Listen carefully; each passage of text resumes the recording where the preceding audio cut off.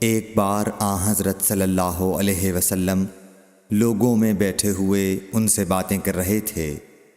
اتنے میں ایک دیہاتی آپ کے پاس آیا اور پوچھنے لگا کہ قیامت کب آئے گی۔ آپ صلی اللہ علیہ وسلم اپنی گفتگو میں مصروف رہے۔ بعض لوگ جو مجلس میں تھے کہنے لگے، آپ صلی اللہ علیہ وسلم نے دیہاتی کی بات سنی لیکن پسند نہیں کی، اور بعض کہنے لگے کہ نہیں، بلکہ آپ نے اس کی بات سنی ہی نہیں۔ جب آپ اپنی باتیں پوری کر چکے تو میں سمجھتا ہوں کہ آپ صلی اللہ علیہ وسلم نے یوں فرمایا، وہ قیامت کے بارے میں پوچھنے والا کہاں گیا؟ اس دیہاتی نے کہا، حضور میں موجود ہوں۔ آپ نے فرمایا کہ جب امانت ایمانداری دنیا سے اٹھ جائے تو قیامت قائم ہونے کا انتظار کر۔ اس نے کہا، ایمانداری اٹھنے کا کیا مطلب ہے؟ آپ صلی اللہ علیہ وسلم نے فرمایا کہ جب حکومت کے کاروبار نالائق لوگوں کو سونپ دیے جائیں تو قیامت کا انتظار کر۔ صحیح بخاری حدیث نمبر 59۔ عبداللہ بن عمرو نے کہا کہ ایک سفر میں جو ہم نے کیا تھا، حضرت صلی اللہ علیہ وسلم ہم سے پیچھے رہ گئے، اور آپ صلی اللہ علیہ وسلم ہم سے اس وقت ملے جب عصر کی نماز کا وقت آن پہنچا تھا۔ ہم جلدی جلدی وضو کر رہے تھے، پس پاؤں کو خوب دھونے کے بدل ہم یوں ہی سا دھو رہے تھے۔ یہ حال دیکھ کر آپ صلی اللہ علیہ وسلم نے بلند آواز سے پکارا، دیکھو ایڑیوں کی خرابی دوزخ سے ہونے والی ہے۔ 2 یا 3 بار آپ صلی اللہ علیہ وسلم نے یوں ہی بلند آواز سے فرمایا۔ صحیح بخاری حدیث نمبر 60۔ حضرت صلی اللہ علیہ وسلم نے فرمایا، درختوں میں ایک درخت ایسا ہے کہ اس کے پتے نہیں جھڑتے، اور مسلمان کی مثال اسی درخت کی سی ہے، بتاؤ وہ کون سا درخت ہے؟ یہ سن کر لوگوں کا خیال جنگل کی طرف دوڑا۔ عبداللہ رضی اللہ تعالی عنہ نے کہا، میرے دل میں آیا کہ وہ کھجور کا درخت ہے، مگر میں اپنی کمسنی کی شرم سے نہ بولا۔ آخر صحابہ نے حضرت صلی اللہ علیہ وسلم سے پوچھا کہ وہ کون سا درخت ہے؟ آپ نے فرمایا، وہ کھجور کا درخت ہے۔ صحیح بخاری حدیث نمبر 61۔ حضرت صلی اللہ علیہ وسلم نے فرمایا، درختوں میں سے ایک درخت ایسا ہے کہ اس کے پتے نہیں جھڑتے، اور مسلمان کی بھی یہی مثال ہے، بتلاؤ وہ کون سا درخت ہے؟ یہ سن کر لوگوں کے خیالات جنگل کے درختوں میں چلے گئے۔ عبداللہ نے کہا کہ میرے دل میں آیا کہ بتلا دوں کہ وہ کھجور کا درخت ہے، لیکن وہاں بہت بزرگ موجود تھے، اس لیے مجھ کو شرم آئی۔ آخر صحابہ نے عرض کیا، یا رسول اللہ، آپ ہی بیان فرما دیجئے۔ آپ صلی اللہ علیہ وسلم نے بتلایا کہ وہ کھجور کا درخت ہے۔ صحیح بخاری حدیث نمبر 62۔ حضرت صلی اللہ علیہ وآلہ وسلم ایک بار مسجد میں بیٹھے ہوئے تھے۔ اتنے میں ایک شخص اونٹ پر سوار ہو کر آیا اور اونٹ کو مسجد میں بٹھا کر باندھ دیا۔ پھر پوچھنے لگا، بھائیو تم لوگوں میں محمد کون سے ہیں؟ حضرت صلی اللہ علیہ وسلم اس وقت لوگوں میں تکیہ لگائے بیٹھے ہوئے تھے۔ ہم نے کہا، حضرت محمد صلی اللہ علیہ وسلم یہ سفید رنگ والے بزرگ ہیں جو تکیہ لگائے ہوئے تشریف فرما ہیں۔ تب وہ آپ سے مخاطب ہوا کہ اے عبد المطلب کے فرزند۔ آپ صلی اللہ علیہ وسلم نے فرمایا، کہو میں آپ کی بات سن رہا ہوں۔ وہ بولا، میں آپ سے کچھ دینی باتیں دریافت کرنا چاہتا ہوں، اور ذرا سختی سے بھی پوچھوں گا تو آپ اپنے دل میں برا نہ مانیے گا۔ آپ صلی اللہ علیہ وسلم نے فرمایا، نہیں، جو تمہارا دل چاہے پوچھو۔ تب اس نے کہا کہ میں آپ کے رب اور اگلے لوگوں کے رب تبارک و تعالی کی قسم دے کر پوچھتا ہوں، کیا آپ کو اللہ نے دنیا کے سب لوگوں کی طرف رسول بنا کر بھیجا ہے؟ آپ صلی اللہ علیہ وسلم نے فرمایا، ہاں یا میرے اللہ۔ پھر اس نے کہا، میں آپ کو اللہ کی قسم دیتا ہوں، کیا اللہ نے آپ کو رات دن میں 5 نمازیں پڑھنے کا حکم فرمایا ہے؟ آپ صلی اللہ علیہ وسلم نے فرمایا، ہاں یا میرے اللہ۔ پھر کہنے لگا، میں آپ کو اللہ کی قسم دے کر پوچھتا ہوں کہ کیا اللہ نے آپ کو یہ حکم دیا ہے کہ سال بھر میں اس مہینے رمضان کے روزے رکھو؟ آپ صلی اللہ علیہ وسلم نے فرمایا، ہاں یا میرے اللہ۔ پھر کہنے لگا، میں آپ کو اللہ کی قسم دے کر پوچھتا ہوں کہ کیا اللہ نے آپ کو یہ حکم دیا ہے کہ آپ ہم میں سے جو مالدار لوگ ہیں ان سے زکوٰۃ وصول کر کے ہمارے محتاجوں میں بانٹ دیا کریں؟ حضرت صلی اللہ علیہ وسلم نے فرمایا، ہاں یا میرے اللہ۔ تب وہ شخص کہنے لگا، جو حکم آپ اللہ کے پاس سے لائے ہیں میں ان پر ایمان لایا، اور میں اپنی قوم کے لوگوں کا جو یہاں نہیں آئے ہیں بھیجا ہوا تحقیق حال کے لیے آیا ہوں۔ صحیح بخاری حدیث نمبر 63۔ رسول اللہ صلی اللہ علیہ وسلم نے ایک شخص کو اپنا ایک خط دے کر بھیجا اور اسے یہ حکم دیا کہ اسے حاکم بحرین کے پاس لے جائے۔ بحرین کے حاکم نے وہ خط کسریٰ شاہ ایران کے پاس بھیج دیا۔ جس وقت اس نے وہ خط پڑھا تو چاک کر ڈالا۔ راوی کہتے ہیں، اور میرا خیال ہے کہ ابن مسیب نے اس کے بعد مجھ سے کہا کہ اس واقعے کو سن کر رسول اللہ صلی اللہ علیہ وسلم نے اہل ایران کے لیے بد دعا کی کہ وہ بھی چاک شدہ خط کی طرح ٹکڑے ٹکڑے ہو جائیں۔ اللہ نے بہت جلد اپنے سچے رسول صلی اللہ علیہ وسلم کی دعا کا اثر ظاہر کر دیا۔ صحیح بخاری حدیث نمبر 64۔ رسول اللہ صلی اللہ علیہ وسلم نے کسی بادشاہ کے نام دعوت اسلام دینے کے لیے ایک خط لکھا یا لکھنے کا ارادہ کیا تو آپ صلی اللہ علیہ وسلم سے کہا گیا کہ وہ بغیر مہر کے خط نہیں پڑھتے، یعنی بے مہر کے خط کو مستند نہیں سمجھتے۔ تب آپ صلی اللہ علیہ وسلم نے چاندی کی انگوٹھی بنوائی جس میں محمد الرسول اللہ کندہ تھا۔ صحیح بخاری حدیث نمبر 65۔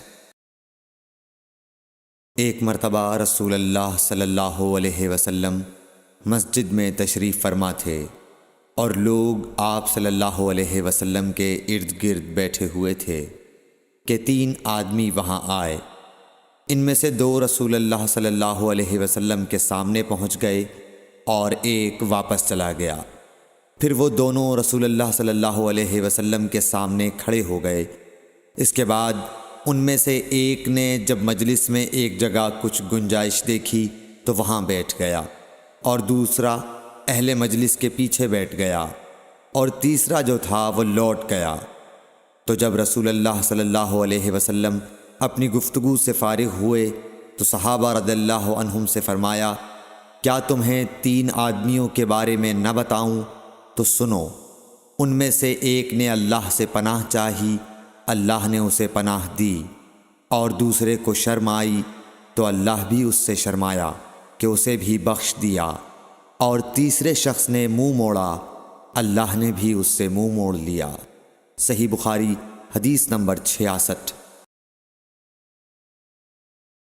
رسول اللہ صلی اللہ علیہ وسلم اپنے اونٹ پر بیٹھے ہوئے تھے اور ایک شخص نے اس کی نکیل تھام رکھی تھی۔ آپ صلی اللہ علیہ وسلم نے پوچھا، آج یہ کون سا دن ہے؟ ہم خاموش رہے حتیٰ کہ ہم سمجھے کہ آج کے دن کا آپ کوئی دوسرا نام اس کے نام کے علاوہ تجویز فرمائیں گے۔ پھر آپ صلی اللہ علیہ وسلم نے فرمایا، کیا آج قربانی کا دن نہیں ہے؟ ہم نے عرض کیا، بے شک۔ اس کے بعد آپ صلی اللہ علیہ وسلم نے فرمایا، یہ کون سا مہینہ ہے؟ ہم اس پر بھی خاموش رہے اور یہی سمجھے کہ اس مہینے کا بھی آپ اس کے نام کے علاوہ کوئی دوسرا نام تجویز فرمائیں گے۔ پھر آپ صلی اللہ علیہ وسلم نے فرمایا، کیا یہ ذو الحجہ کا مہینہ نہیں ہے؟ ہم نے عرض کیا، بے شک۔ آپ صلی اللہ علیہ وسلم نے فرمایا، تو یقیناً تمہاری جانیں اور تمہارے مال اور تمہاری آبرو تمہارے درمیان اسی طرح حرام ہیں جس طرح آج کے دن کی حرمت تمہارے اس مہینے اور اس شہر میں ہے۔ پس جو شخص حاضر ہے اسے چاہیے کہ غائب کو یہ بات پہنچا دے، کیونکہ ایسا ممکن ہے کہ جو شخص یہاں موجود ہے وہ ایسے شخص کو یہ خبر پہنچائے جو اس سے زیادہ یاد رکھنے والا ہو۔ صحیح بخاری حدیث نمبر 67۔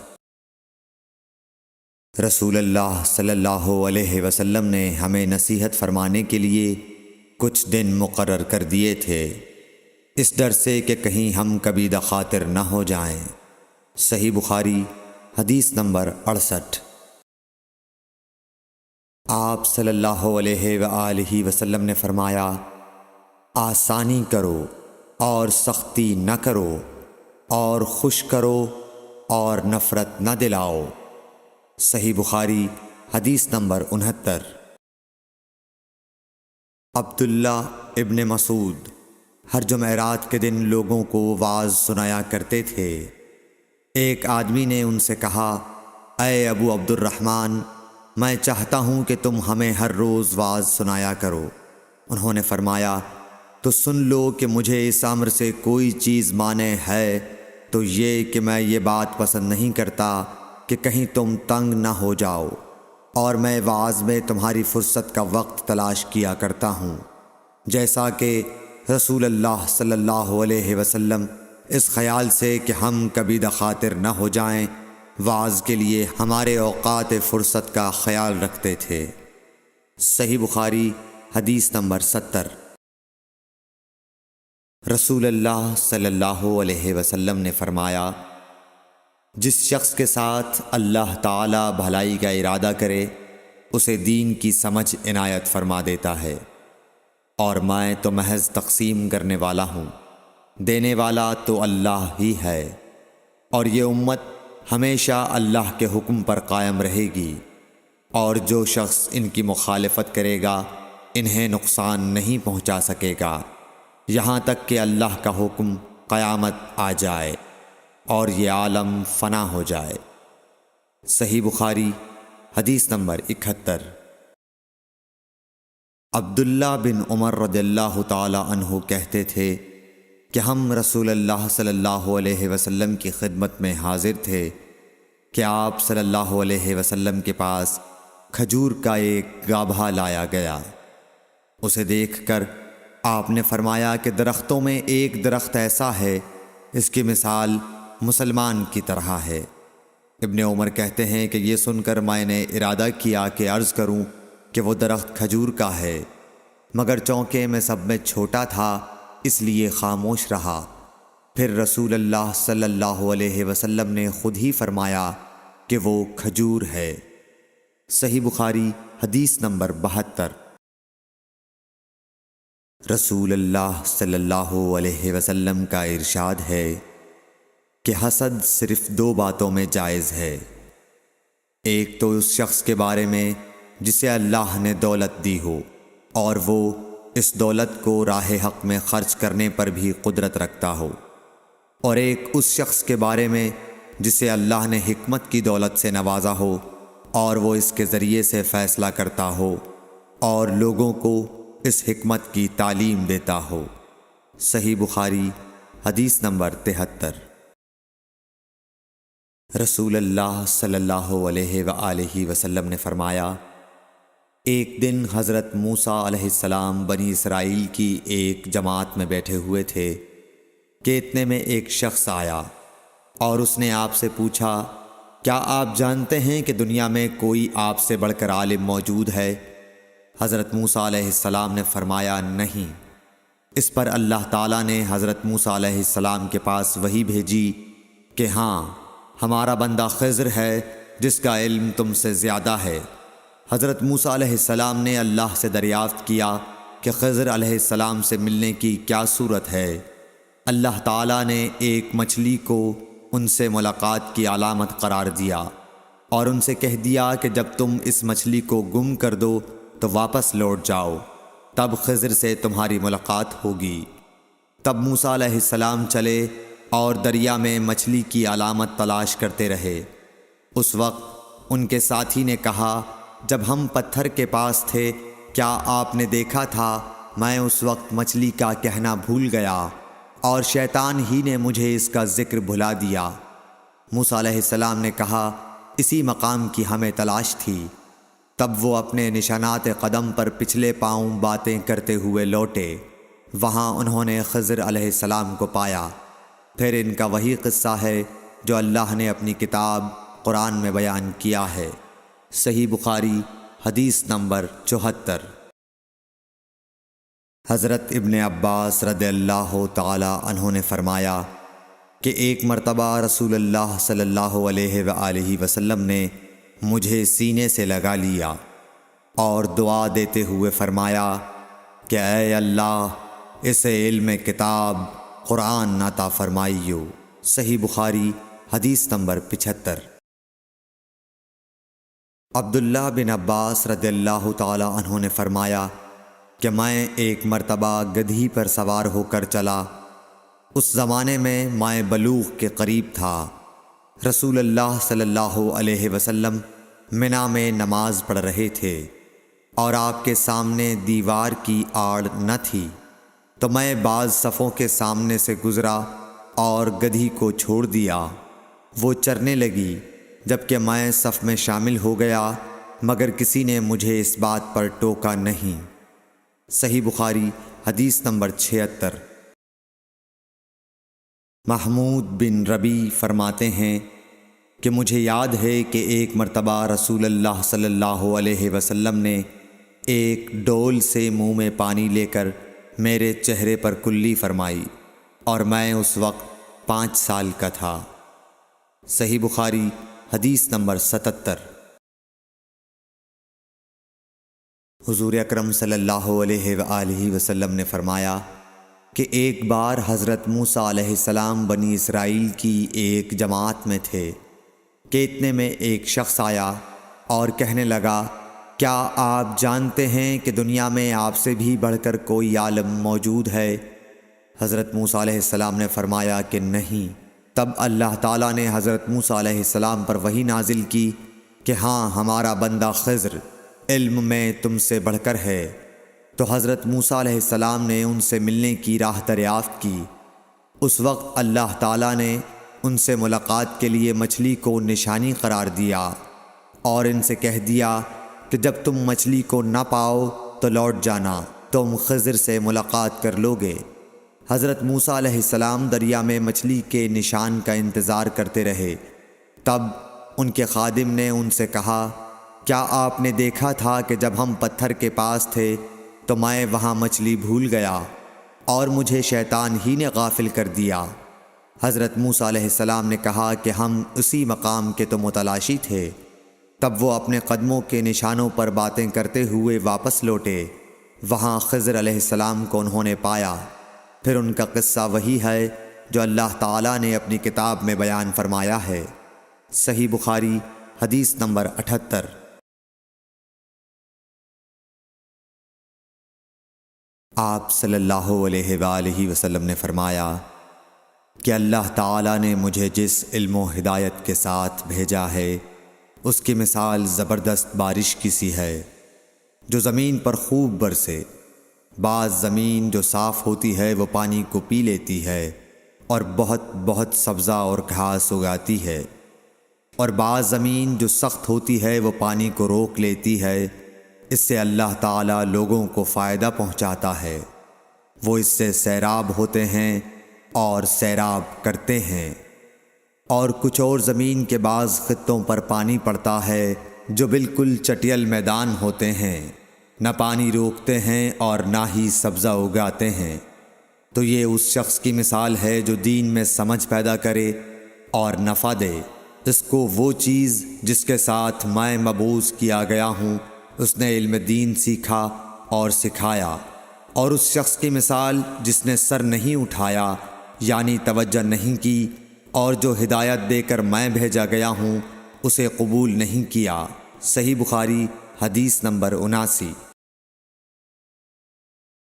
رسول اللہ صلی اللہ علیہ وسلم نے فرمایا علامت قیامت میں سے یہ ہے کہ دینی علم اٹھ جائے گا اور جہل ہی جہل ظاہر ہو جائے گا، اور اعلانیہ شراب پی جائے گی اور زنا پھیل جائے گا۔ صحیح بخاری حدیث نمبر 80۔ رسول اللہ صلی اللہ علیہ وآلہ وسلم نے فرمایا کہ علامات قیامت میں سے یہ ہے کہ علم دین کم ہو جائے گا، جہل ظاہر ہو جائے گا، زنا بکثرت ہوگا، عورتیں بڑھ جائیں گی اور مرد کم ہو جائیں گے، حتیٰ کہ 50 عورتوں کا نگران صرف ایک مرد رہ جائے گا۔ صحیح بخاری حدیث نمبر 81۔ رسول اللہ صلی اللہ علیہ وسلم نے فرمایا کہ میں سو رہا تھا، اسی حالت میں مجھے دودھ کا پیالہ دیا گیا، میں نے خوب اچھی طرح پی لیا، حتیٰ کہ میں نے دیکھا کہ تازگی میرے ناخنوں سے نکل رہی ہے۔ پھر میں نے اپنا بچا ہوا دودھ عمر بن الخطاب کو دے دیا۔ صحابہ رضی اللہ عنہم نے پوچھا، آپ نے اس کی کیا تعبیر لی؟ آپ صلی اللہ علیہ وسلم نے فرمایا، علم۔ صحیح بخاری حدیث نمبر 82۔ حجۃ الوداع میں رسول اللہ صلی اللہ علیہ وسلم لوگوں کے مسائل دریافت کرنے کی وجہ سے منا میں ٹھہر گئے تو ایک شخص آیا اور اس نے کہا کہ میں نے بے خبری میں ذبح کرنے سے پہلے سر منڈا لیا۔ آپ صلی اللہ علیہ وسلم نے فرمایا، اب ذبح کر لے اور کچھ حرج نہیں۔ پھر دوسرا آدمی آیا، اس نے کہا کہ میں نے بے خبری میں رمی کرنے سے پہلے قربانی کر لی۔ آپ صلی اللہ علیہ وآلہ وسلم نے فرمایا، اب رمی کر لے اور پہلے کر دینے سے کچھ حرج نہیں۔ ابن عمرو کہتے ہیں، اس دن آپ صلی اللہ علیہ وسلم سے جس چیز کا بھی سوال ہوا جو کسی نے آگے اور پیچھے کر لی تھی تو آپ صلی اللہ علیہ وسلم نے یہی فرمایا کہ اب کر لے اور کچھ حرج نہیں۔ صحیح بخاری حدیث نمبر 83۔ نبی صلی اللہ علیہ وسلم سے آپ کے آخری حج میں کسی نے پوچھا کہ میں نے رمی کرنے یعنی کنکر پھینکنے سے پہلے ذبح کر لیا۔ آپ صلی اللہ علیہ وسلم نے ہاتھ سے اشارہ کیا اور فرمایا، کچھ حرج نہیں۔ کسی نے کہا کہ میں نے ذبح سے پہلے حلق کر لیا۔ آپ صلی اللہ علیہ وسلم نے سر سے اشارہ فرما دیا کہ کچھ حرج نہیں۔ صحیح بخاری حدیث نمبر 84۔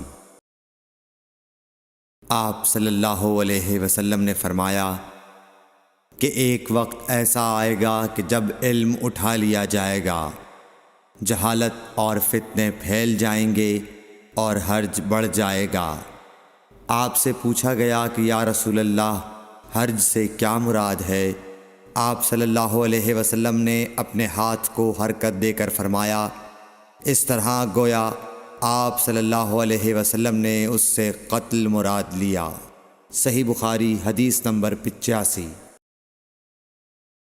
ہم سے موسیٰ بن اسماعیل نے بیان کیا، ان سے وہیب نے، ان سے حشام نے فاطمہ کے واسطے سے نقل کیا، وہ اسما سے روایت کرتی ہیں کہ میں عائشہ رضی اللہ تعالی عنہا کے پاس آئی، وہ نماز پڑھ رہی تھیں۔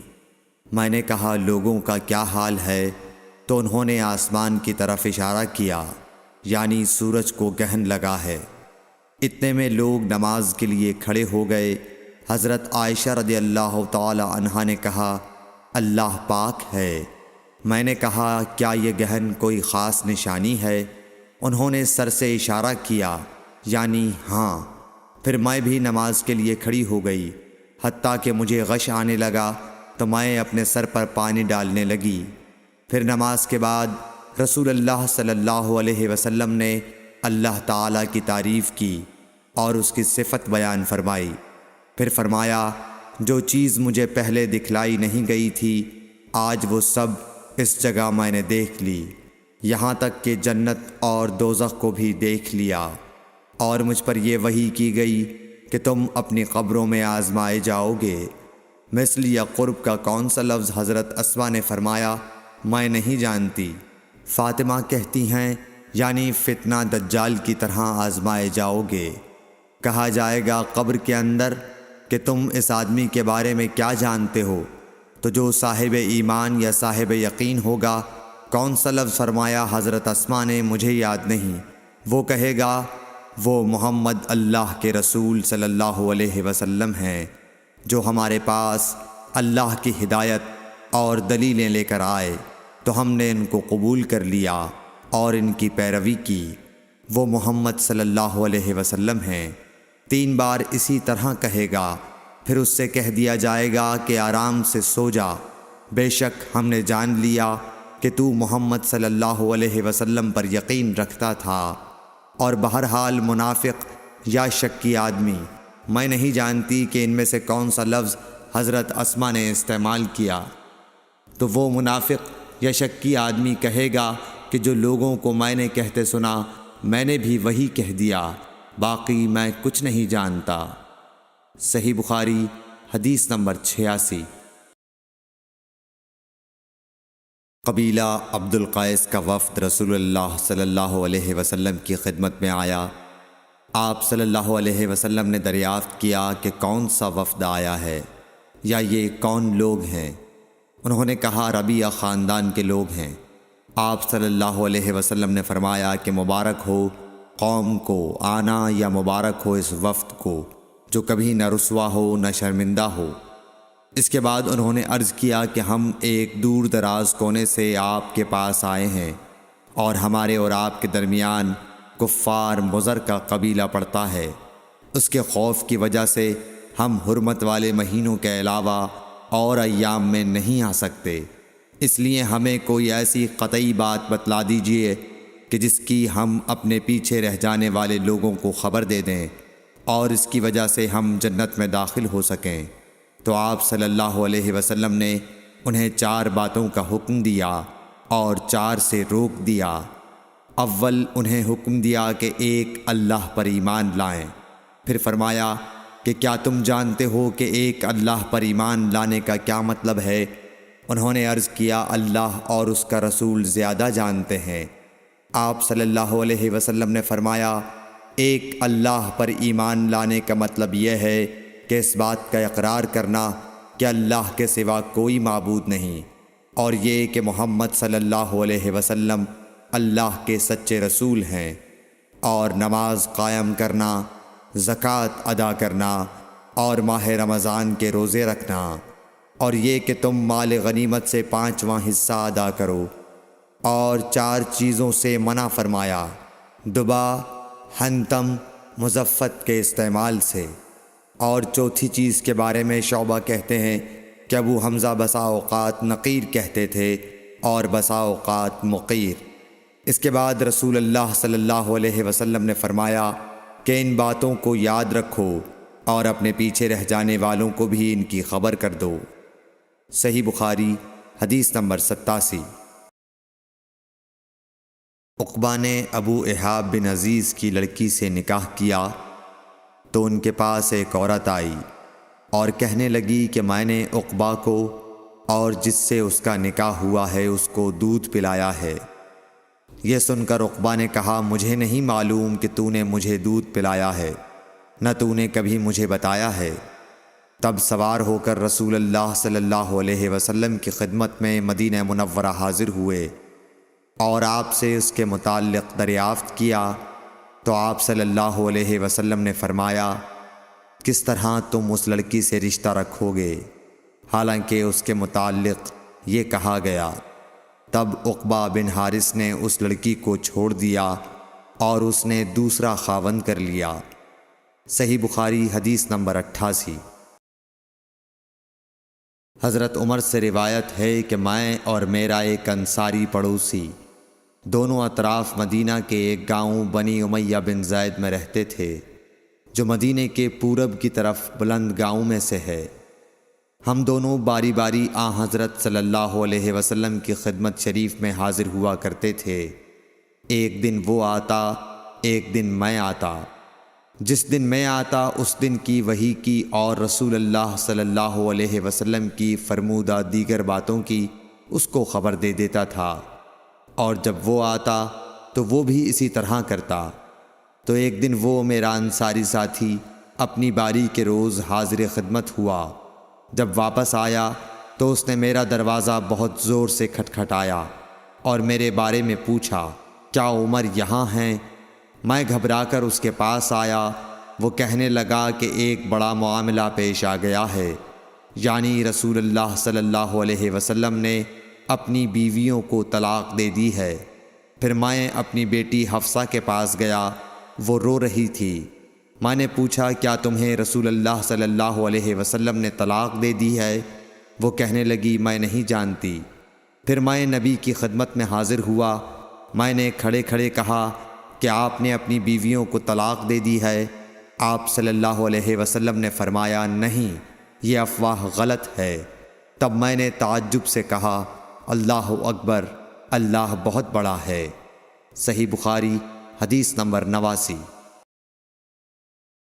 ایک شخص حزم بن ابی کعب نے رسول اللہ کی خدمت میں آ کر عرض کیا، یا رسول اللہ، فلاں شخص معاذ بن جبل لمبی نماز پڑھاتے ہیں، اس لیے میں جماعت کی نماز میں شریک نہیں ہو سکتا، کیونکہ میں دن بھر اونٹ چرانے کی وجہ سے رات کو تھک کر چکنا چور ہوتا ہوں اور طویل قرات سننے کی طاقت نہیں رکھتا۔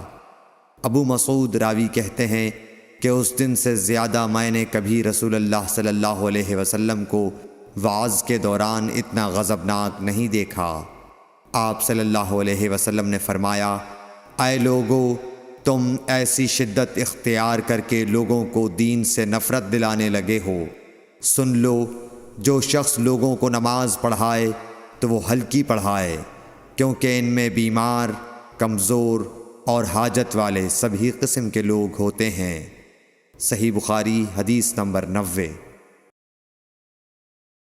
ایک شخص عمیر یا بلال نے رسول اللہ صلی اللہ علیہ وسلم سے پڑی ہوئی چیز کے بارے میں دریافت کیا۔ آپ نے فرمایا، اس کی بندھن پہچان لے، یا فرمایا کہ اس کا برتن اور تھیلی کو پہچان لے، پھر 1 سال تک اس کی شناخت کا اعلان کراؤ، پھر اس کا مالک نہ ملے تو اس سے فائدہ اٹھاؤ، اور اگر اس کا مالک آ جائے تو اسے سونپ دو۔ اس نے پوچھا کہ اچھا، گمشدہ اونٹ کے بارے میں کیا حکم ہے؟ آپ کو اس قدر غصہ آ گیا کہ رخسار مبارک سرخ ہو گئے، یا راوی نے یہ کہا کہ آپ کا چہرہ سرخ ہو گیا۔ یہ سن کر آپ صلی اللہ علیہ وسلم نے فرمایا، تجھے اونٹ سے کیا واسطہ؟ اس کے ساتھ خود اس کی مشک ہے اور اس کے پاؤں کے سم ہیں، وہ خود پانی پر پہنچے گا اور خود پی لے گا اور خود درخت پر چرے گا، لہٰذا اسے چھوڑ دو یہاں تک کہ اس کا مالک مل جائے۔ اس نے کہا کہ اچھا، گمشدہ بکری کے بارے میں کیا ارشاد ہے؟ آپ نے فرمایا، وہ تیری ہے یا تیرے بھائی کی، ورنہ بھیڑیے کی غذا ہے۔ صحیح بخاری حدیث نمبر 91۔ رسول اللہ صلی اللہ علیہ وسلم سے کچھ باتیں دریافت کی گئیں کہ آپ کو برا معلوم ہوا، اور جب اس قسم کے سوالات کی آپ صلی اللہ علیہ وسلم پر بہت زیادتی کی گئی تو آپ کو غصہ آ گیا۔ پھر آپ نے لوگوں سے فرمایا، اچھا، اب مجھ سے جو چاہو پوچھو۔ تو ایک شخص نے دریافت کیا کہ میرا باپ کون ہے؟ آپ نے فرمایا، تیرا باپ حذافہ ہے۔ پھر دوسرا آدمی کھڑا ہوا اور اس نے پوچھا کہ یا رسول اللہ، میرا باپ کون ہے؟ آپ نے فرمایا کہ تیرا باپ سالم شیبہ کا آزاد کردہ غلام ہے۔ آخر حضرت عمر رضی اللہ تعالی عنہ نے آپ کے چہرہ مبارک کا حال دیکھا تو عرض کیا، یا رسول اللہ، ہم ان باتوں کے دریافت کرنے سے جو آپ کو ناگوار ہوں اللہ تعالی سے توبہ کرتے ہیں۔ صحیح بخاری حدیث نمبر 92۔ ایک دن رسول اللہ صلی اللہ علیہ وسلم گھر سے نکلے تو عبداللہ بن حذافہ کھڑے ہو کر پوچھنے لگے کہ حضور، میرا باپ کون ہے؟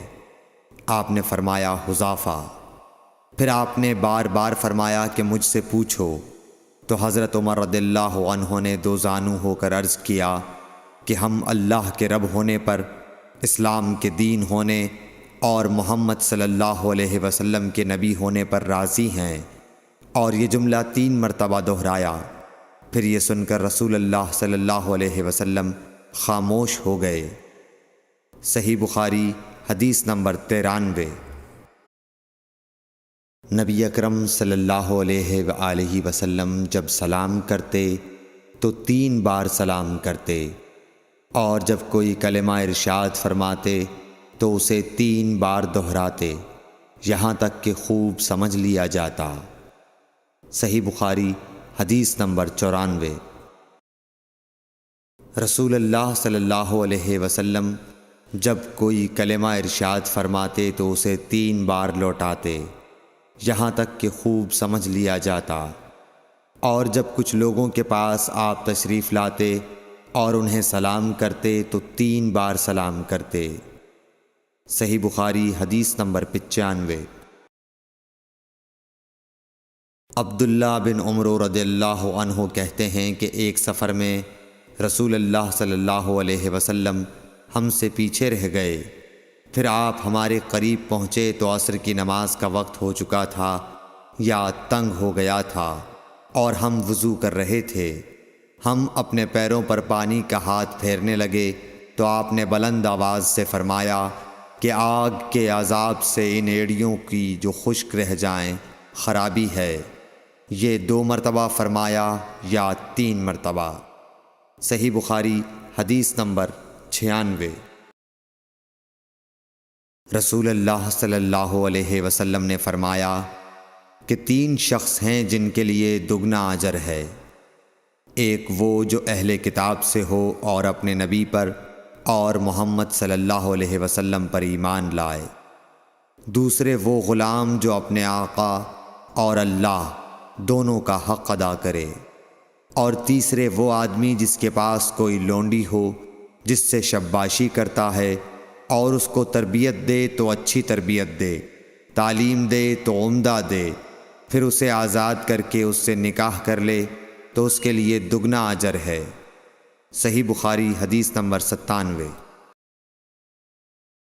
نبی صلی اللہ علیہ وسلم ایک مرتبہ عید کے موقع پر مردوں کی صفوں میں سے نکلے اور آپ کے ساتھ بلال رضی اللہ تعالی عنہ تھے۔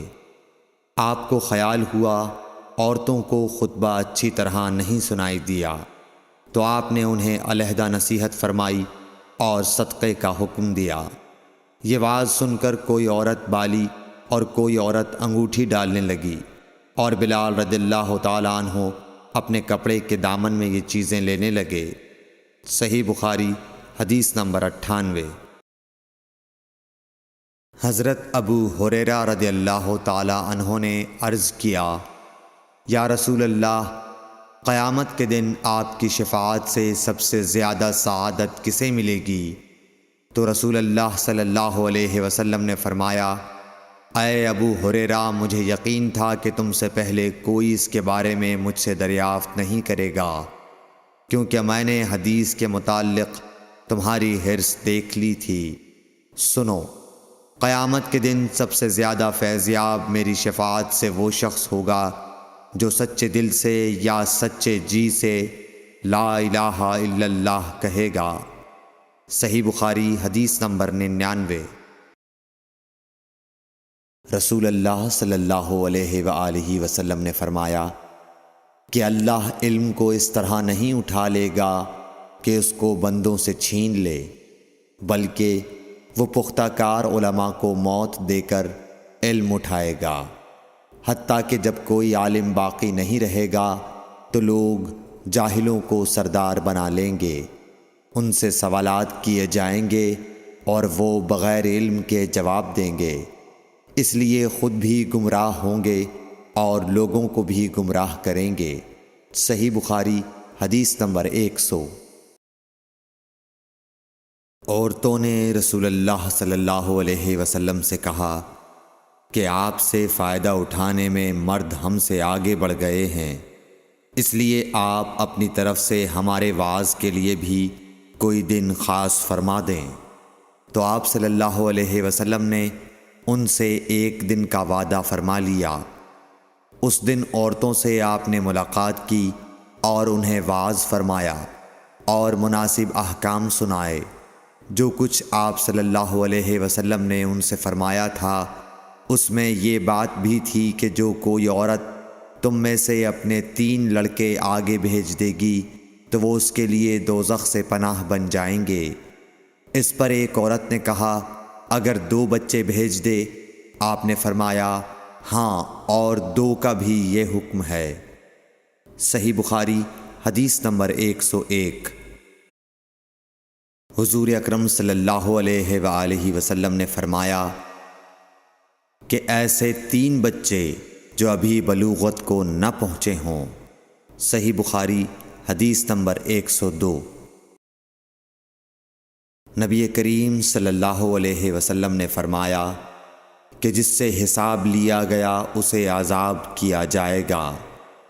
حضرت عائشہ رضی اللہ تعالی عنہا فرماتی ہیں کہ یہ سن کر میں نے کہا کہ کیا اللہ نے یہ نہیں فرمایا کہ عنقریب اس سے آسان حساب لیا جائے گا؟ رسول اللہ صلی اللہ علیہ وسلم نے فرمایا کہ یہ صرف اللہ کے دربار میں پیشی کا ذکر ہے، لیکن جس کے حساب میں جانچ پڑتال کی گئی سمجھو وہ غارت ہو گیا۔ صحیح بخاری حدیث نمبر 103۔ رسول اللہ صلی اللہ علیہ وسلم نے اللہ کی حمد و ثنا بیان کی، پھر فرمایا کہ مکے کو اللہ نے حرام کیا ہے، آدمیوں نے حرام نہیں کیا۔ تو سن لو کہ کسی شخص کے لیے جو اللہ پر اور یوم آخرت پر ایمان رکھتا ہو جائز نہیں ہے کہ مکے میں خون ریزی کرے یا اس کا کوئی پیڑ کاٹے۔ پھر اگر کوئی اللہ کے رسول کے لڑنے کی وجہ سے اس کا جواز نکالے تو اس سے کہہ دو اللہ نے اپنے رسول کے لیے اجازت دی تھی، تمہارے لیے نہیں دی، اور مجھے بھی دن کے کچھ لمحوں کے لیے اجازت ملی تھی، آج اس کی حرمت لوٹ آئی جیسی کل تھی، اور حاضر غائب کو یہ بات پہنچا دے۔ صحیح بخاری حدیث نمبر 104۔ ایک مرتبہ ابو بکر رضی اللہ عنہ نے رسول اللہ صلی اللہ علیہ وسلم کا ذکر کیا کہ آپ صلی اللہ علیہ وسلم نے فرمایا تمہارے خون اور تمہارے مال، محمد کہتے ہیں کہ میرے خیال میں آپ نے آرادکم کا لفظ بھی فرمایا، یعنی اور تمہاری آبروئیں تم پر حرام ہیں، جس طرح تمہارے آج کے دن کی حرمت تمہارے اس مہینے میں۔ سن لو یہ خبر حاضر غائب کو پہنچا دے۔ اور محمد راوی حدیث کہتے تھے کہ رسول اللہ صلی اللہ علیہ وسلم نے سچ فرمایا۔ پھر دوبارہ فرمایا کہ کیا میں نے اللہ کا یہ حکم تمہیں نہیں پہنچا دیا؟ صحیح بخاری حدیث نمبر 105۔ رسول اللہ صلی اللہ علیہ وسلم نے فرمایا کہ مجھ پر جھوٹ مت بولو، کیونکہ جو مجھ پر جھوٹ باندھے وہ دوزخ میں داخل ہو۔ صحیح بخاری حدیث نمبر 106۔ رسول اللہ صلی اللہ علیہ وسلم نے فرمایا کہ جو شخص مجھ پر جھوٹ باندھے گا وہ اپنا ٹھکانہ جہنم بنا لے۔ صحیح بخاری حدیث نمبر 107۔ نبی اکرم صلی اللہ علیہ وسلم نے فرمایا کہ جو شخص مجھ پر جان بوجھ کر جھوٹ باندھے تو وہ اپنا ٹھکانہ جہنم میں بنا لے۔ صحیح بخاری حدیث نمبر 108۔ رسول اللہ صلی اللہ علیہ وسلم نے فرمایا کہ جو شخص میرے نام سے وہ بات بیان کرے جو میں نے نہیں کہی تو وہ اپنا ٹھکانہ جہنم میں بنا لے۔ صحیح بخاری حدیث نمبر 109۔ رسول اللہ صلی اللہ علیہ وسلم کا فرمان ہے کہ اپنی اولاد کا میرے نام کے اوپر نام رکھو مگر میری کنیت اختیار نہ کرو، اور جس شخص نے مجھے خواب میں دیکھا تو بلا شبہ اس نے مجھے دیکھا، کیونکہ شیطان میری صورت میں نہیں آ سکتا، اور جو شخص مجھ پر جان بوجھ کر جھوٹ بولے وہ دوزخ میں اپنا ٹھکانہ تلاش کرے۔ صحیح بخاری حدیث نمبر 110۔ جحیفہ کہتے ہیں کہ میں نے حضرت علی رضی اللہ عنہ سے پوچھا کہ کیا تمہارے پاس کوئی اور بھی کتاب ہے؟ انہوں نے فرمایا کہ نہیں، مگر اللہ کی کتاب قرآن ہے، یا پھر فہم ہے جو وہ ایک مسلمان کو عطا کرتا ہے، یا پھر جو کچھ صحیفے میں ہے۔ میں نے پوچھا اس صحیفے میں کیا ہے؟ انہوں نے فرمایا دیت اور قیدیوں کی رہائی کا بیان ہے، اور یہ حکم کہ مسلمان کافر کے بدلے قتل نہ کیا جائے۔ صحیح بخاری حدیث نمبر 111۔ قبیلہ خزاعہ کے کسی شخص نے بنو لیس کے کسی آدمی کو اپنے مقتول کے بدلے میں مار دیا تھا۔ یہ فتح مکہ والے سال کی بات ہے۔ رسول اللہ صلی اللہ علیہ وسلم کو یہ خبر دی گئی۔ آپ نے اپنی اونٹنی پر سوار ہو کر خطبہ پڑھا اور فرمایا کہ اللہ نے مکے سے قتل یا ہاتھی کو روک لیا۔ امام بخاری رحمۃ اللہ علیہ فرماتے ہیں اس لفظ کو شک کے ساتھ سمجھو۔ ایسا ہی ابو نعیم وغیرہ نے القتل اور الفیل کہا ہے۔ ان کے علاوہ دوسرے لوگ الفیل کہتے ہیں۔ پھر رسول اللہ صلی اللہ علیہ وسلم نے فرمایا کہ اللہ نے ان پر اپنے رسول اور مسلمانوں کو غالب کر دیا، اور سمجھ لو کہ وہ مکہ کسی کے لیے حلال نہیں ہوا، نہ مجھ سے پہلے اور نہ آئندہ کبھی ہوگا، اور میرے لیے بھی صرف دن کے تھوڑے سے حصے کے لیے حلال کر دیا گیا تھا۔ سن لو کہ وہ اس وقت حرام ہے، نہ اس کا کوئی کانٹا توڑا جائے، نہ اس کے درخت کاٹے جائیں، اور اس کی گری پڑی چیزیں بھی وہی اٹھائے جس کا منشا یہ ہو کہ وہ اس شے کا تعارف کرا دے گا۔ تو اگر کوئی شخص مارا جائے تو اس کے عزیزوں کو اختیار ہے دو باتوں کا، یا دیت لیں یا بدلہ۔ اتنے میں ایک یمنی آدمی ابو شاہ نامی آیا اور کہنے لگا یہ مسائل میرے لیے لکھوا دیجئے۔ تب آپ نے فرمایا کہ ابو فلاں کے لیے یہ مسائل لکھ دو۔ تو ایک قریشی شخص نے کہا یا رسول اللہ، مگر اذخر، یعنی اذخر کاٹنے کی اجازت دے دیجئے، کیونکہ اسے ہم گھروں کی چھتوں پر ڈالتے ہیں، یا مٹی ملا کر اور اپنی قبروں میں بھی ڈالتے ہیں۔ یہ سن کر رسول اللہ صلی اللہ علیہ وسلم نے فرمایا کہ ہاں مگر اذخر۔ صحیح بخاری حدیث نمبر 112۔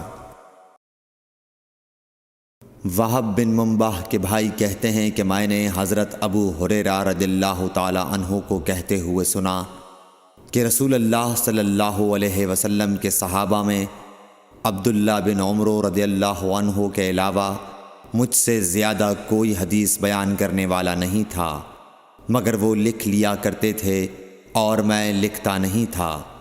صحیح بخاری حدیث نمبر 113۔ جب نبی اکرم صلی اللہ علیہ وسلم کے مرض میں شدت ہو گئی تو آپ صلی اللہ علیہ وسلم نے فرمایا کہ میرے پاس سامان کتابت لاؤ تاکہ تمہارے لیے ایک تحریر لکھ دوں، تاکہ بعد میں تم گمراہ نہ ہو سکو۔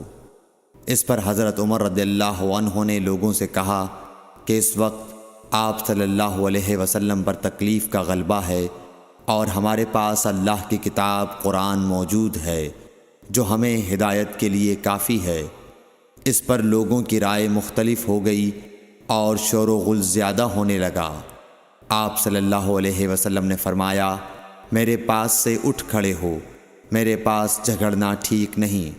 اس پر ابن عباس رضی اللہ عنہ یہ کہتے ہوئے نکل گئے کہ بے شک مصیبت بڑی سخت مصیبت ہے، وہ چیز جو ہمارے اور رسول کے اور آپ کی تحریر کے درمیان حائل ہو گئی۔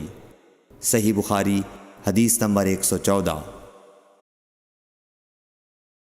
ایک رات نبی کریم صلی اللہ علیہ وسلم نے بیدار ہوتے ہی فرمایا کہ سبحان اللہ، آج کی رات کس قدر فتنے اتارے گئے ہیں اور کتنے ہی خزانے کھولے گئے ہیں۔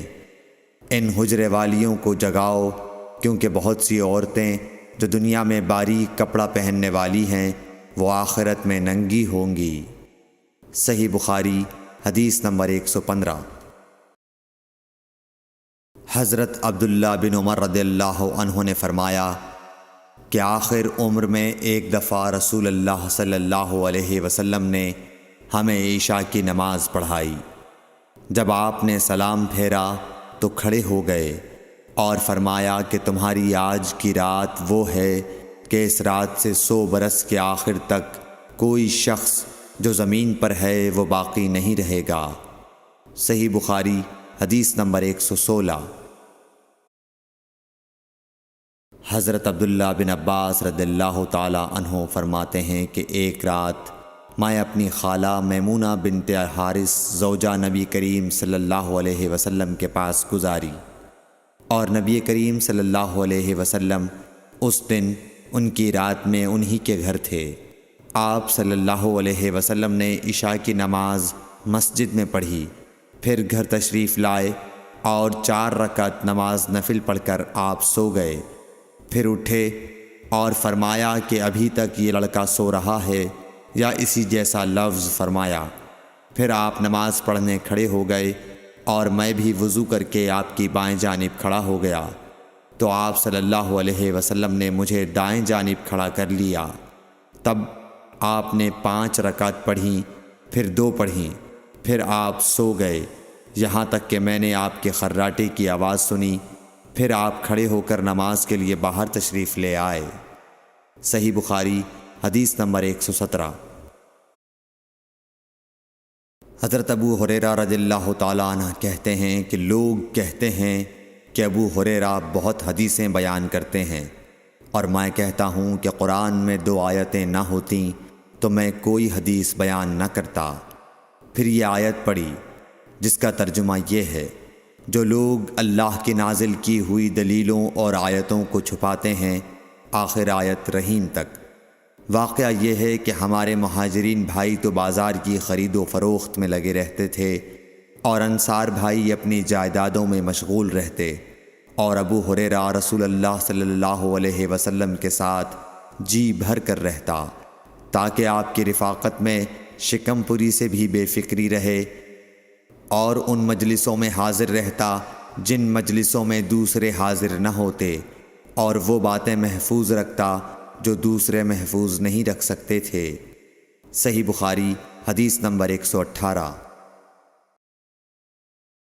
ابو ہریرہ رضی اللہ عنہ کہتے ہیں کہ میں نے عرض کیا، یا رسول اللہ، میں آپ سے بہت سی باتیں سنتا ہوں مگر بھول جاتا ہوں۔ آپ صلی اللہ علیہ وسلم نے فرمایا، اپنی چادر پھیلاؤ۔ میں نے اپنی چادر پھیلائی۔ آپ صلی اللہ علیہ وسلم نے اپنے دونوں ہاتھوں کی چلو بنائی اور میری چادر میں ڈال دی۔ فرمایا کہ چادر کو بدن پر لپیٹ لو۔ میں نے چادر کو اپنے بدن پر لپیٹ لیا، پھر اس کے بعد میں کوئی چیز نہیں بھولا۔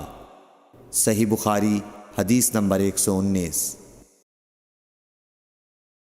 حضرت ابو ہریرہ رضی اللہ عنہ فرماتے ہیں کہ میں نے رسول اللہ صلی اللہ علیہ وسلم سے علم کے 2 برتن یاد کر لیے ہیں، ایک کو میں نے پھیلا دیا ہے، اور دوسرا برتن اگر میں پھیلاؤں تو میرا یہ نرخرا کاٹ دیا جائے۔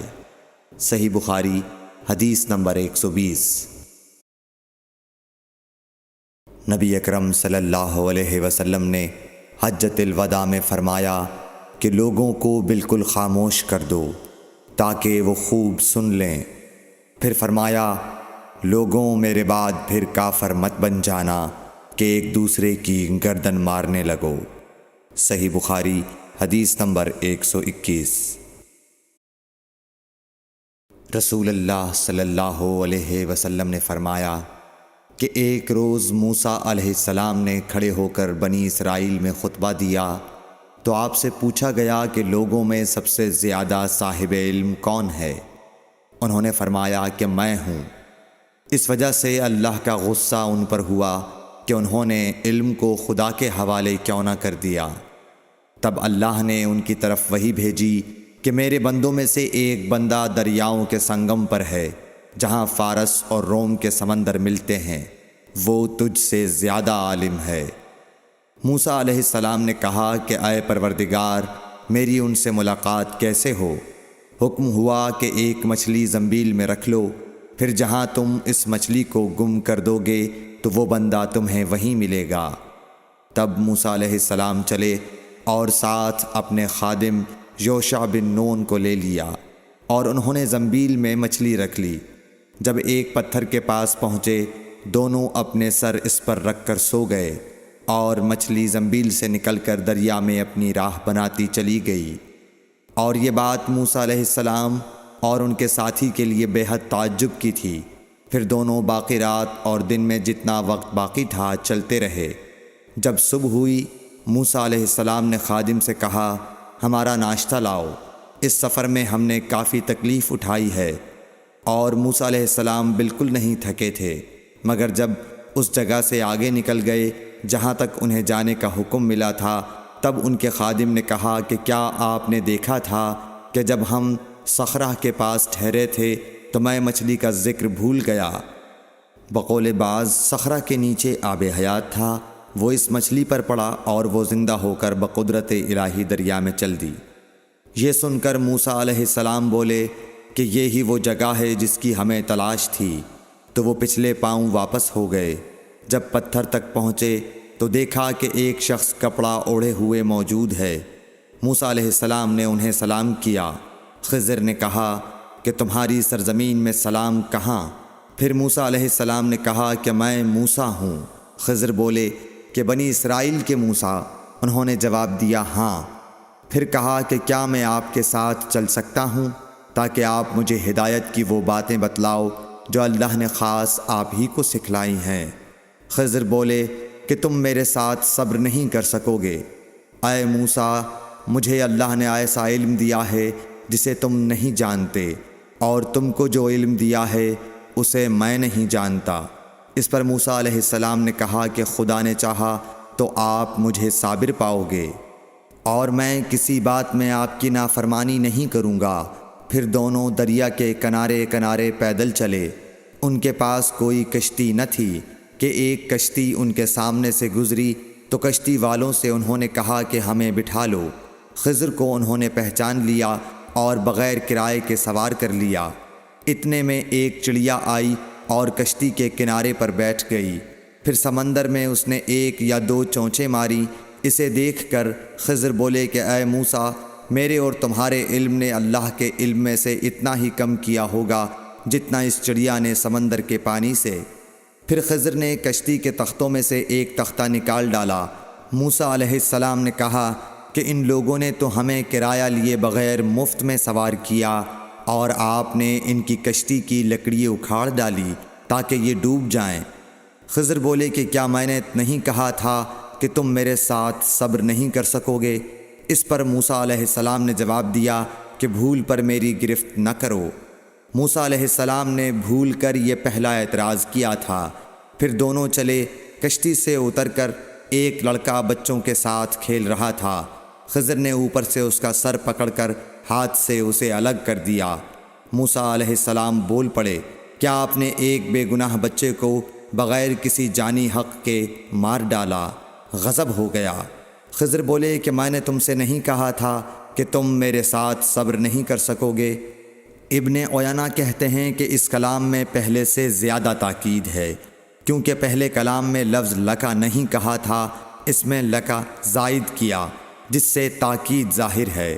پھر دونوں چلتے رہے، حتیٰ کہ ایک گاؤں والوں کے پاس آئے، ان سے کھانا لینا چاہا۔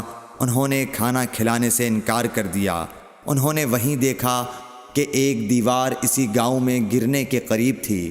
خضر نے اپنے ہاتھ کے اشارے سے اسے سیدھا کر دیا۔ موسیٰ علیہ السلام بول اٹھے کہ اگر آپ چاہتے تو گاؤں والوں سے اس کام کی مزدوری لے سکتے تھے۔ خضر نے کہا کہ بس اب ہم اور تم میں جدائی کا وقت آ گیا ہے۔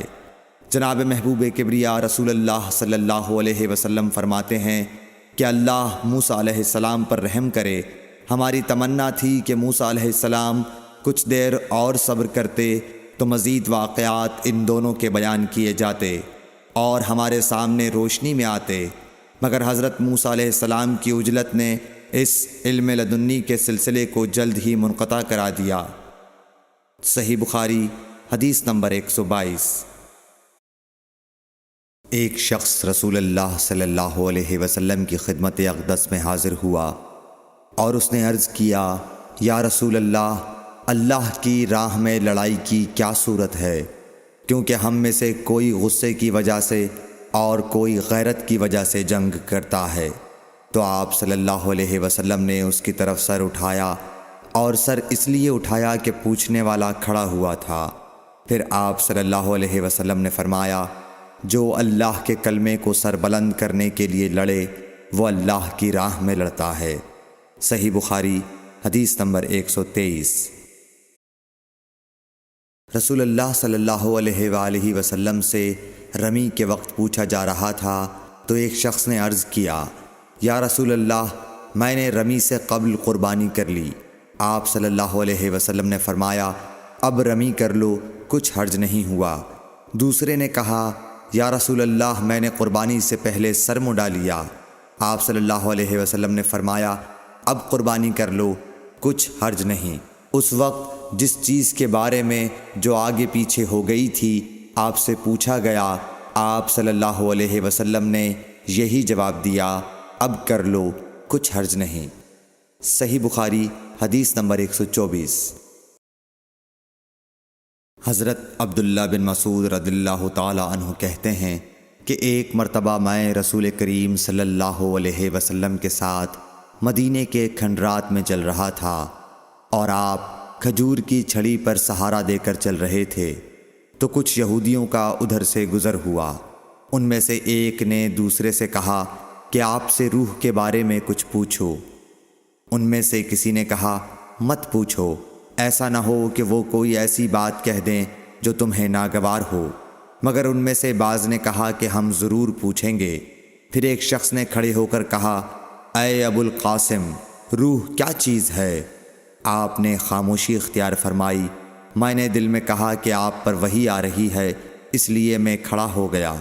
جب آپ صلی اللہ علیہ وسلم سے وہ کیفیت دور ہو گئی تو آپ صلی اللہ علیہ وسلم نے قرآن کی یہ آیت جو اس وقت نازل ہوئی تھی تلاوت فرمائی، اے نبی، تم سے یہ لوگ روح کے بارے میں پوچھ رہے ہیں، کہہ دو کہ روح میرے رب کے حکم سے ہے، اور تمہیں علم کا بہت تھوڑا حصہ دیا گیا ہے، اس لیے تم روح کی حقیقت نہیں سمجھ سکتے۔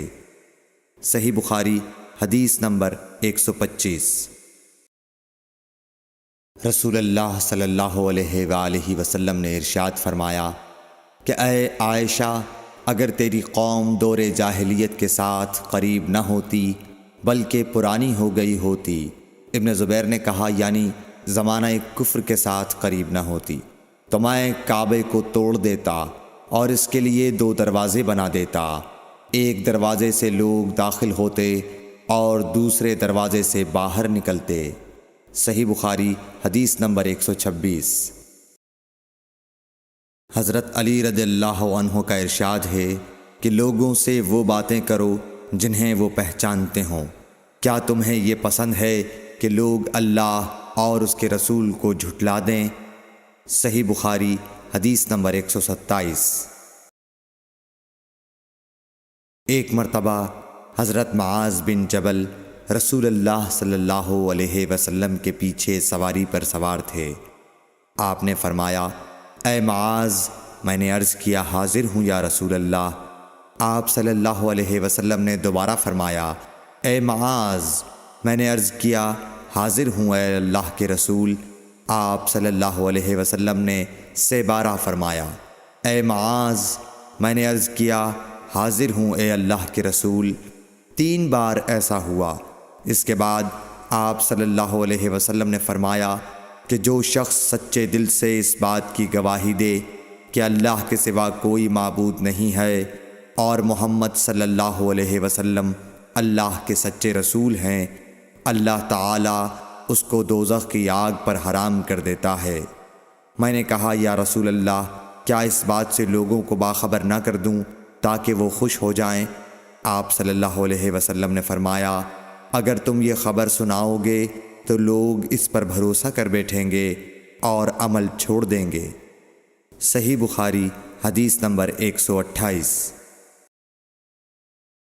رسول کریم صلی اللہ علیہ وسلم نے ایک روز معاذ رضی اللہ عنہ سے فرمایا کہ جو شخص اللہ سے اس کیفیت کے ساتھ ملاقات کرے کہ اس نے اللہ کے ساتھ کسی کو شریک نہ کیا ہو، وہ یقیناً جنت میں داخل ہوگا۔ معاذ بولے، یا رسول اللہ، کیا میں اس بات کی لوگوں کو بشارت نہ سنا دوں؟ آپ صلی اللہ علیہ وسلم نے فرمایا، نہیں، مجھے خوف ہے کہ لوگ اس پر بھروسہ کر بیٹھیں گے۔ صحیح بخاری حدیث نمبر 129۔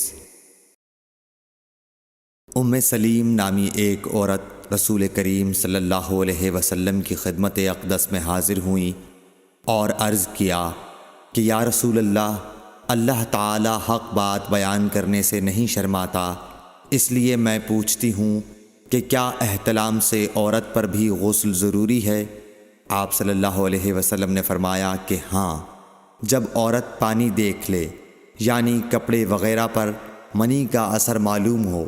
تو یہ سن کر حضرت ام سلمہ رضی اللہ عنہا نے شرم کی وجہ سے اپنا چہرہ چھپا لیا اور کہا، یا رسول اللہ، کیا عورت کو بھی احتلام ہوتا ہے؟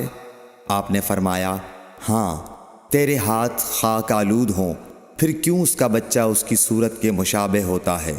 یعنی یہی اس کے احتلام کا ثبوت ہے۔ صحیح بخاری حدیث نمبر 130۔ رسول اللہ صلی اللہ علیہ وسلم نے ایک مرتبہ فرمایا کہ درختوں میں سے ایک درخت ایسا ہے جس کے پتے کبھی نہیں جھڑتے، اور اس کی مثال مسلمان جیسی ہے، مجھے بتلاؤ وہ کیا درخت ہے؟ تو لوگ جنگلی درختوں کی سوچ میں پڑ گئے، اور عبداللہ بن عمر کے دل میں آیا کہ میں بتلا دوں کہ وہ کھجور کا پیڑ ہے۔ عبداللہ کہتے ہیں کہ پھر مجھے شرم آ گئی اور میں چپ ہی رہا۔ تب لوگوں نے عرض کیا، یا رسول اللہ، آپ ہی خود اس کے بارے میں بتلائیے۔ آپ نے فرمایا، وہ کھجور ہے۔ عبداللہ کہتے ہیں کہ میرے جی میں جو بات تھی وہ اپنے والد حضرت عمر رضی اللہ عنہ کو بتلائی۔ وہ کہنے لگے کہ اگر تو اس وقت کہہ دیتا تو میرے لیے ایسے ایسے قیمتی سرمایے سے زیادہ محبوب ہوتا۔ صحیح بخاری حدیث نمبر 131۔ حضرت علی رضی اللہ تعالی عنہ سے روایت ہے کہ میں ایسا شخص تھا جسے جریان مزی کی شکایت تھی، تو میں نے اپنے شاگرد مقداد کو حکم دیا کہ وہ رسول اللہ صلی اللہ علیہ وسلم سے دریافت کریں، تو انہوں نے آپ صلی اللہ علیہ وسلم سے اس بارے میں پوچھا۔ آپ صلی اللہ علیہ وسلم نے فرمایا کہ اس مرض میں غسل نہیں ہے، ہاں وضو فرض ہے۔ صحیح بخاری حدیث نمبر 132۔ ایک آدمی نے مسجد میں کھڑے ہو کر عرض کیا، یا رسول اللہ، آپ ہمیں کس جگہ سے احرام باندھنے کا حکم دیتے ہیں؟ تو رسول اللہ صلی اللہ علیہ وسلم نے فرمایا، مدینے والے ذوالحلیفہ سے احرام باندھیں، اور اہل شام جحفہ سے، اور نجد والے قرن منازل سے۔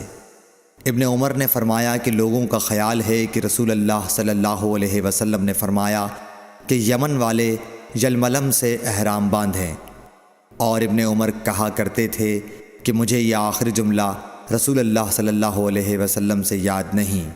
صحیح بخاری حدیث نمبر 133۔ ایک شخص نے آپ صلی اللہ علیہ وسلم سے پوچھا کہ احرام باندھنے والے کو کیا پہننا چاہیے؟ آپ صلی اللہ علیہ وسلم نے فرمایا کہ نہ قمیص پہنے، نہ صافہ باندھے، اور نہ پاجامہ، اور نہ کوئی سرپوش اوڑھے، اور نہ کوئی زعفران اور ورس سے رنگا ہوا کپڑا پہنے، اور اگر جوتے نہ ملیں تو موزے پہن لے، اور انہیں اس طرح کاٹ دے کہ ٹخنوں سے نیچے ہو جائیں۔ صحیح بخاری حدیث نمبر 134۔